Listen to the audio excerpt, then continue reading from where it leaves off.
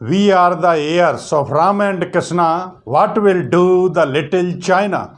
Gird up your loin for the coming fight. No doubt you are the future light. कमर कसो तुम भारत वीरो, हाथ में लो शमशीर और युवा वर्ग सब मिलकर बोलो, अब नहीं बचेगा अब की चीन। दोस्तों, मैं डॉक्टर चौबे, मोटिवेशनल स्पीकर। आज ये मोटिवेशन 135 करोड़ भारतीयों के लिए है। सैल्यूट करता हूं मैं इंडियन आर्मी को, जहां हर जवान एक बबर शेर की तरह है।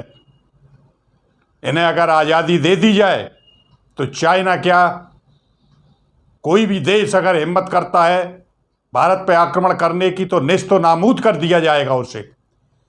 लेकिन मैं ये बताना चाहता हूं कि आज जब पूरा विश्व कोरोना जैसी महामारी से जूझ रहा है, उस समय ये गद्दार चाइना अपनी आदतों से बाज नहीं आ रहा और LAC पर उसने 2 लाख सेना भेज दी है और वहाँ पहाड़ियों पर युद्धाभ्यास शुरू कर दिया है। लेकिन भारत किसी से कम नहीं। ये देख करके हमारे रक्षा मंत्री माननीय राजनाथ सिंह जी ने भी 2 लाख सेना वहाँ भेज दी है और स्वयं 3 दिन के दौरे पर वहाँ गए और सेना का मनोबल बढ़ाया। तो चाइना ने ये सोचा ही नहीं कि जब पूरा विश्व इस समय एक दूसरे की मदद के लिए तैयार हैं, सारे देश, उस समय ये अपनी गद्दारी, अपनी चालाकी की चाल चल रहा है। यही इसने जो है 62 के युद्ध में किया था। तो इसे अब की बार सबक सिखाना है। जहां युद्ध होता है वहां पर एक नीति तैयार की जाती है। वहाँ के भूभाग से जो है सेना को परिचित होना चाहिए।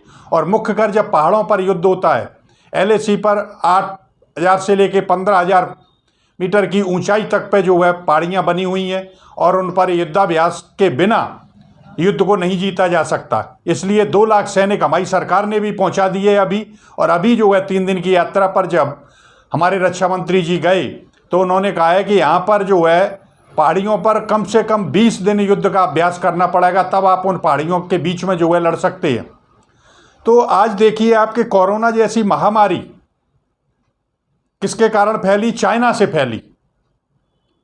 और अब वो गलती पे गलती करता चला जा रहा है। तो इसके लिए पूरे विश्व को एक हो जाना चाहिए, ये मेरा आह्वान है। और 135 करोड़ जनता को जो है हमारी आर्मी का साथ देना चाहिए और इस तरीके से इसकी सरजमी पे कभी घास भी ना हो गए, ये पोजीशन कर देना चाहिए। चीनी तेरी शरबत को मेरी सेना को पीना है और तेरी लंबाई से ज़्यादा मेरी फौज का सीना है। तो भारतीय सेना से टक्कर लेने के लिए